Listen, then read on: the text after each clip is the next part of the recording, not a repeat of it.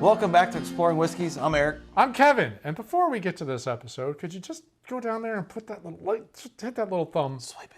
Please. Please. Ask your friends to swipe it too. Yes, exactly. Everybody swipe the thumb. Anyway, this episode is going to be kind of an interesting one. Yes. About the best I got.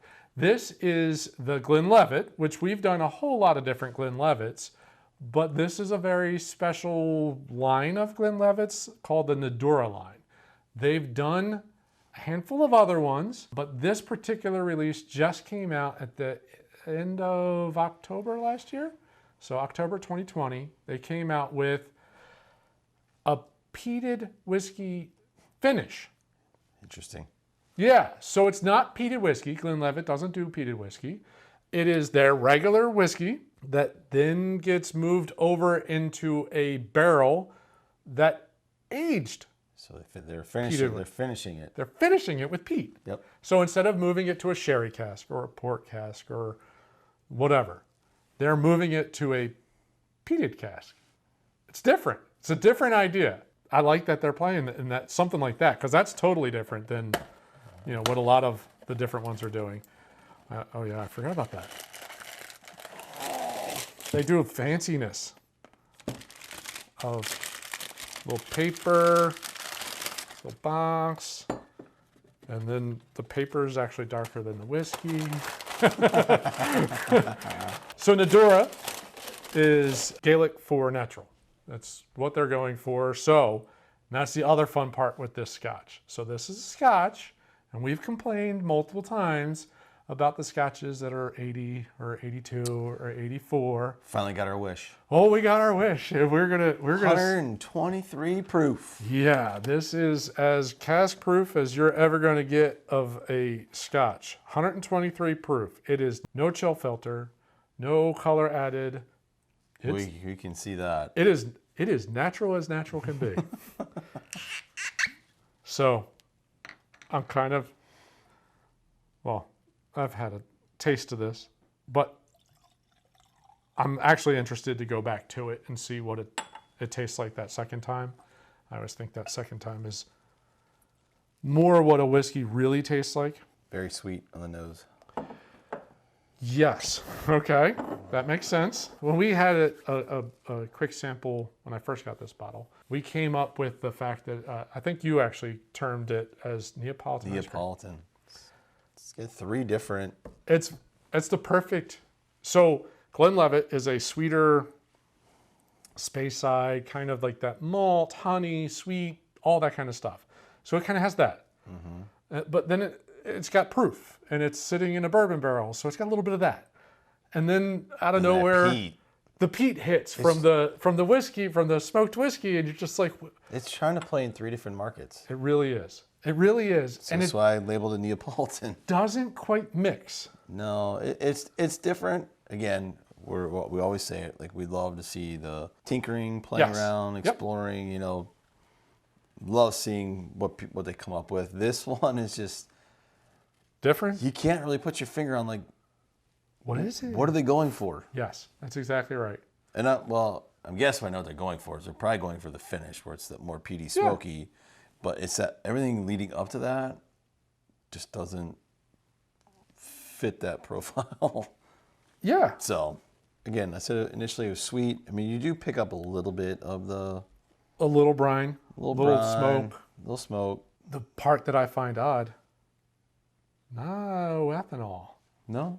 120 proof. You got to put your nose all the way in there to start to get a little bit of a burn off the ethanol, which I don't know. At 123, I was expecting it to hit you because every Scotch is usually in the 80s. You get it in the back. You get the proof in the back, and then it just turns to the peat and the smoke. Okay, yeah, you do get a little proof in the back of the throat, gets a little of the burn rawness thing. And then it's the peated smoke, but it's like, can you burn honey on a fire? You know what? I'm gonna. You know what? So, okay, this is the second time we've sampled this. I almost think that the peat and the smoke initially, for me, it's kind of like liquid smoke. It's Artificially? artificial. It's not as strong as, I mean, obviously it's Right. just finished. Right. So it's But like a sherry but I impact get on the more, whiskey. it's lighter, Yes. almost more artificial. I'm going to say I don't get that. I get where you're going, but it doesn't come off as artificial. It comes off as such a light touch of the Islay notes. A kiss of smoke. A little kiss from Islay is what it comes off as, versus a Lefroy or an Ardbeg or any of that kind of things where it's just like that's like the primary note coming through. So that's another question then. Where are they getting their barrels from?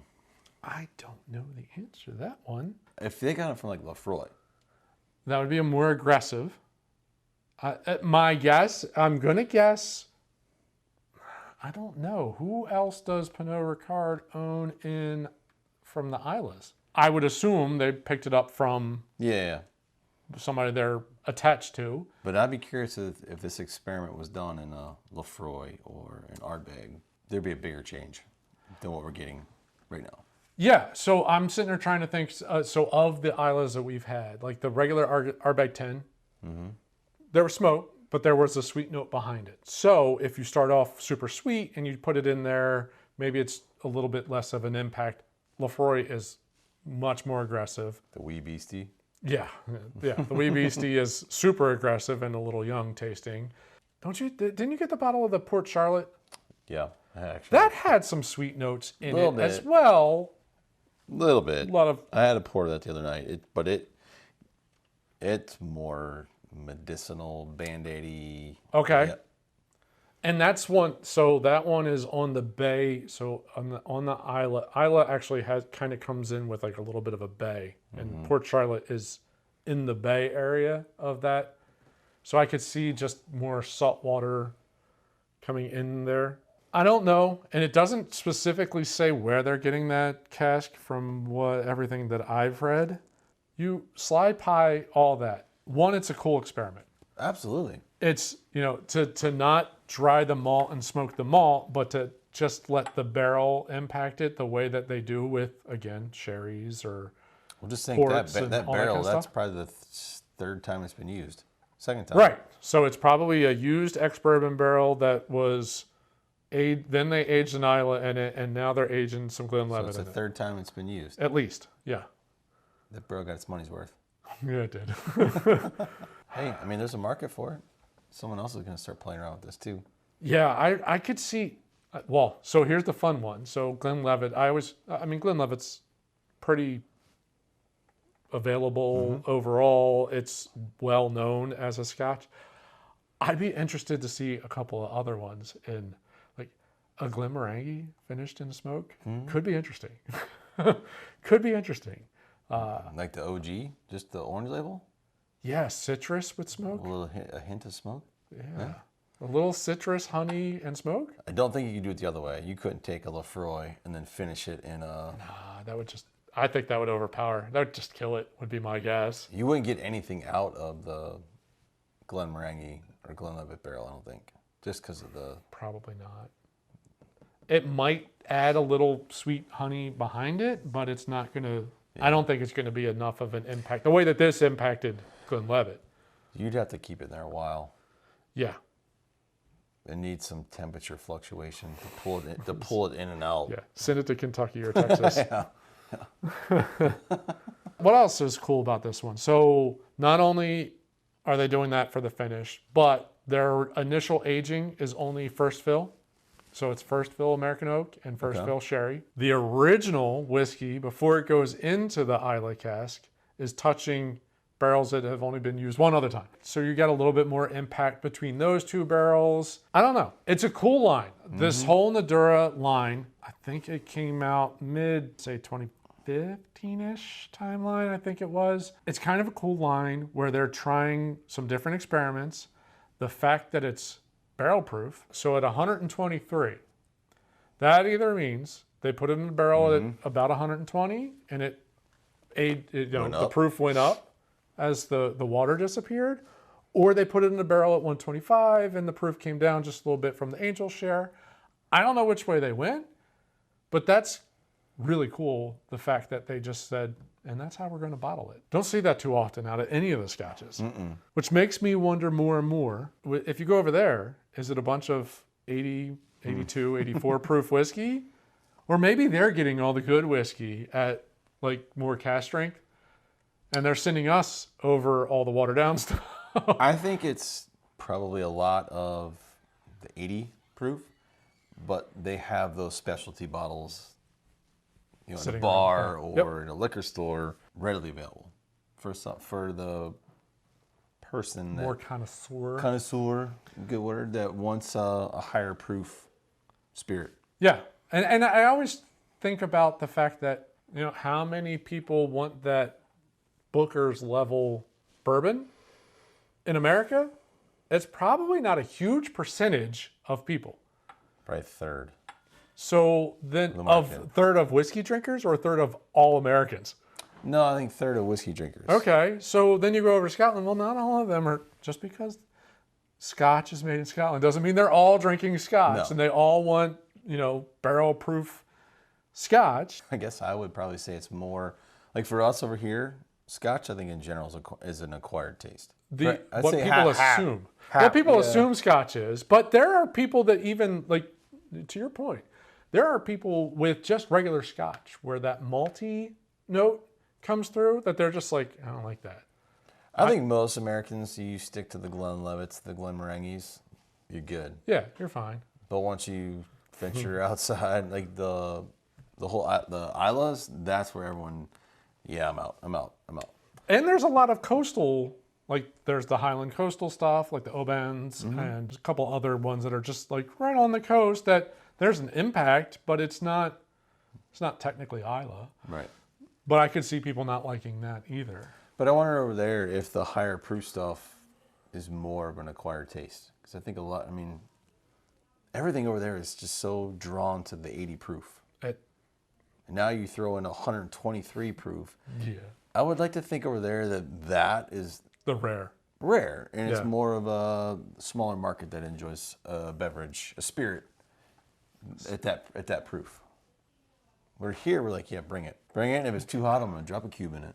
Got to go big, right? So, if you're looking for this bottle, one, good luck. I'll start with that. Two, it is only released in a handful of states. There's 9, I think, states that it's released in. And oddly enough, Tennessee's not one of them. But there was a trade between a state, the liquor store I went to did a trade with another liquor store that they're associated with to be able to bring this bottle in. Now, damn liquor laws. Again, tripped over it and was just like, that's interesting. I'm going to buy that. Is it my favorite Scotch ever? No.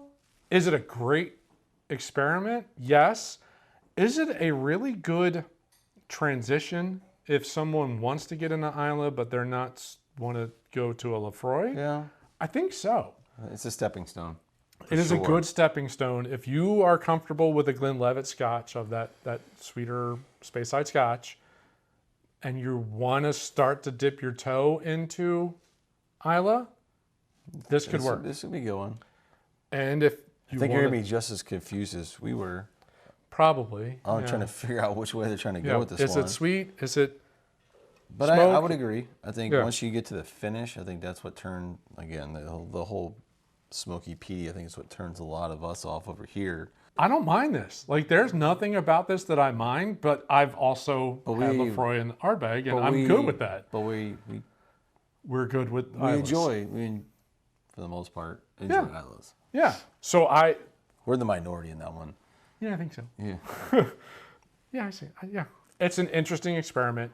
It's a great line. This whole Nàdurra line, I think, is something that everybody should keep an eye out for because I think they're doing really cool things, and it changes every year.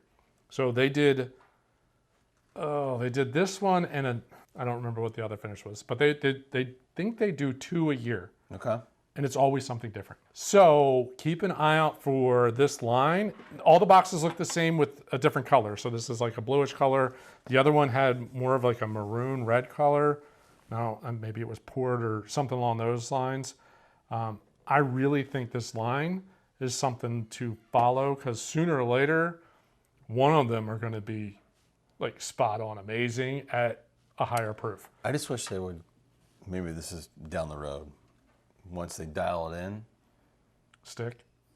Well, one stick and make it a permanent line in the for the label. But like, let's just say for this one sticks. Now, like, all right, we get our casks, our Scotch casks from this distillery. I mean, it'd just be interesting to see where they're getting it from. Right. If this one is Lefroy and they do another release and it's Ardbeg and they do another release and it's Port Charlotte and wow, this one's really good. Let's get rid of all the other ones. We're just going to stick to this guy. Yeah. You would think that it's not only experimentation, but also learning from the process so that you find this really works. As much blending that goes on over there. Yeah, right. And some are more open about where they pull everything from than others. Yep. Again, maybe at some point they'd say, hey, this is where we're pulling the casks from. Yeah. It would just be interesting. As much as we taste and read the backstories and all these, it'd just be really curious to see where they're getting it from. You start to get to the point where you want to know more than Get more nerdy about it. than the secrets of, we finished it in an Islay cask. Great. From which distillery and which line? And I get that. I want to know more too. As like we said, this was an interesting bottle. Again, we had a couple weeks ago. For some reason, for me, it's just 3 distinct flavor profiles and just didn't the quite whole concept blend. like Neapolitan came to mind. And I think it's fitting for this because the nose is way different than the palate and the finish. So we hope you enjoyed our review. Again, it's an interesting concept. Glad you found it. Yeah. I'm interested to see where try some of the other ones. Yeah, absolutely. This is definitely something I'm going to keep an eye out for now. Absolutely. We hope you enjoyed it. If you did, we encourage you to swipe that like button at the bottom of the screen. Right down there, if you're new to the channel, subscribe, hit the bell icon so you get notified every time we put out a new episode. Let us know if you've tried any of the other Nàdurra line and what was the finish and what did you think of that. And are they always foolproof? I don't know the answer to that. So if you've had one, let us know. Love to hear from you. Well, till the next episode, thanks for watching. Thanks for watching. Cheers. Cheers.